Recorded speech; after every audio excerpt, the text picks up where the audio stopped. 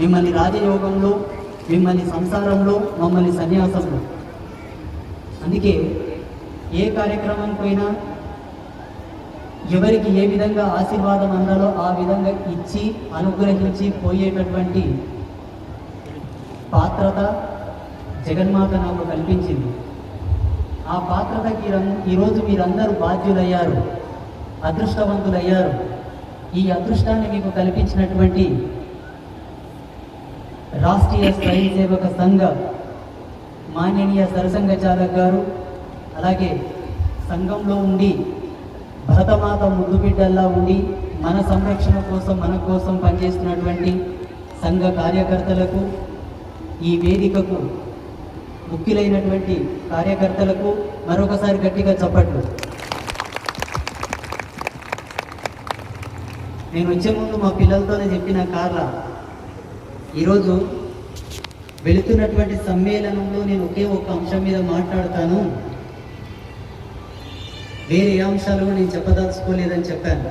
మా పిల్లలు అన్నారు, దేని గురించి మాట్లాడతారు గురూజీ అని. ఎల్పాయ పొడి రొట్టె గురించి మాట్లాడతా అని చెప్పాను. ఎల్పాయ పొడి అంటే మా విద్యార్థులు ఎల్పాయ పొడి అంటారు మోటుగా. వెల్లుల్లి రెబ్బలు, ఎండుమిర్చి వేసి దంచిగా వచ్చేది ఎల్పాయ పొడి అంటారు. Red chilli powder, garlic. నేను చిన్నగున్నప్పుడు మా యవ్వని అడిగింటి, 3వ తరగతి ఉన్నప్పుడు, జోగు కనకమ్మ మా యవ్వ పేరు. వేడి నీళ్ళు గరం చేసుకుంటుండే, జొన్న రొట్టె చేసుకుంటుండే, ఎల్లిపాయ పొడి వేసుకొని తింటుండే. నేను అంటుంటే టమాటా చారు ఉంది కదా, కూరగాయ ఉంది కదా, ఈ ఎల్లిపాయ పొడి రొట్టె ఎందుకు తింటావు, గొంతు కాల్తలేదా, కడుపు కాల్తలేదా, మన అందులో గరం గరం నీళ్ళు తాగుతావా అంటుంటే మా ముసలి ఏమంటుండే తెలుసా,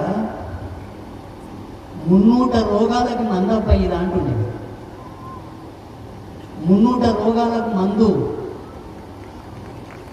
నేనంటుంది మందులు డాక్టర్లు ఇస్తారు కానీ ఈ రొట్టె లోపల మందు ఉంటుంది, ఈ పొడి లోపల మందు ఉంటుంది అని అంటుంటే నేను. వాస్తవంగా అంటే మన వేదాల్లో ఉపభాగమైనటువంటి ఆయుర్వేదంలో ఉండేటటువంటి 84 లక్షల సూత్రములు, శాఖలు, 84 లక్షల సూత్రముల ప్రకారంగా 84 లక్షల జీవరాశుల మీద రీసెర్చ్ చేస్తే ఆ సూత్రములు వచ్చాయి. కాలగర్భంలో కొన్ని కలిసిపోయాయి అనుకోండి. పతంజలి ఋషి మనకు అనుకూలమైనటువంటి పద్ధతులను కొన్ని చెప్పారు.